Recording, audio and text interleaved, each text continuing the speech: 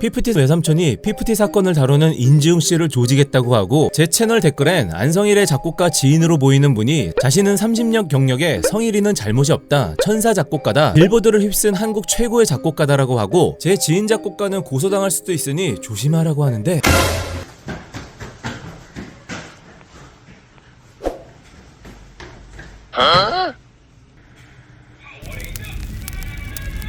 감성사운드의 새 홈페이지가 오픈되었습니다. 지금 당장 감성사운드를 검색해주세요. 안녕하세요, 프로서 미친감성입니다. 현재 피프티 한 멤버의 외삼촌이 인지웅 씨를 조지겠다고 하고 있고 제 채널엔 안성일의 지인으로 보이는 분께서 직접 댓글을 달아주셨는데 나는 30년 경력이에요. 우리 성일이는 잘못이 없어요. 네 영상은 거짓이고 성일이는 전사 작곡가예요. 빌보드를 휩쓴 최고의 작곡가를 밟아버리면 대한민국의 큰 손해다 라는 글과 한 저의 지인 작곡가는 안성일 측에서 고소를 할 수도 있으니까 조심하라는 연락들이 오고 있어요. 뭐 고소가 들어오면 제2의 레드컵 사건처럼 무혐의로 잘 마무리하면 되는 거라서 물론 앞선 내용들은 정확히 사실 확인이 되지 않은 거예요. 다만 저에게 댓글을 다시는 분이 신인들 곡을 받아서 멜로디 편곡 조금 바꾸고 짜집기에 자기 곡이라고 내놓는 게 이 바닥 현실이라고 하는 거 보니까 작곡가는 맞는 것 같아요. 본인 이야기죠. 저 내용이 사실이라면 끼리끼리라는 단어가 생각나지만 사실 확인이 안 된 부분은 말을 아끼겠습니다. 오늘은 두 가지를 이야기할 거예요. 첫 번째, 의심 가는 게 있습니다. 제2의 방시혁이라고 해서 인터뷰한 영상을 보면 음원 IP, 그 다음에 이제 뭐 컨텐츠 IP들, 음원 저작권, 콘텐츠 쪽에서 일을 했다고 했는데 음원 저작권이라는 단어에서 여러분들은 하나 떠오르지 않으시나요?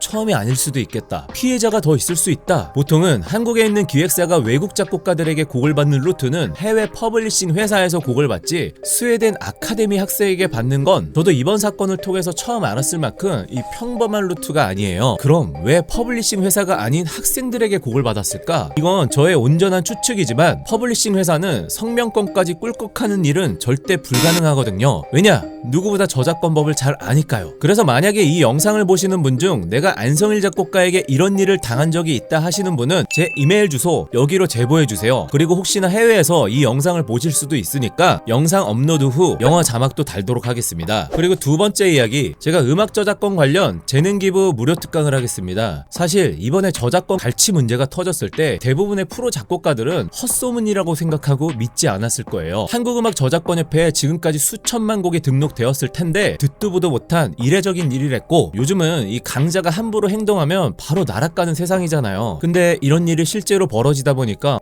이거 내가 몰랐을 뿐이지 현재도 지금 이런 일이 어딘가에서 벌어질 수도 있겠구나. 안성일 작곡가도 어딘가에서 학습을 통해서 했지 아예 없던 방식을 가지고 오지 않았을 것 같거든요. 그래, 나도 20년 전엔 성명권이라는 게 있는지도 몰랐고 나도 내가 쓴 곡 작곡의 이름조차 못 올라간 노래도 있었고 오늘 이야기해? 여튼 이런저런 산전수전 다 겪고 체험해서 알게 된 지식일 뿐이라서 후배 뮤지션분들이 모르는 게 당연하겠구나 라는 생각이 들면서 그럼 선배로서 지금 해야 되는 역할이 무엇일까를 고민하다 보니 저작권부터 이 업계에서 회사와 가수, 작곡가, 연주가의 관계가 어떻게 되는지, 무언가를 계약할 때 계약 요율을 어떻게 해야 되는지, 아직도 곡만 팔아주는 조건으로 저작권료를 무려 50% 가져가는 이상한 회사도 있어요. 또 힘없는 인디 가수분들은 계약 한번 잘못했다가 엄청난 시간과 본인의 재능을 썩히고 있는 친구들도 굉장히 많고요. 그래서 저는 그런 회사는 잘못된 거예요 라고 알려줘야 당하지 않겠죠. 선후배 간, 동료 간 공동 작업을 하게 되면 지분을 어떻게 나누는 게 좋은지 등 작곡가, 가수, 연주자분들이 기획사와 일을 할 때 벌어지는 여러 가지 상황들과 당할 수 있는 문제들을 세밀하게 알려주면 좋겠다. 그럼 그걸 누가 해?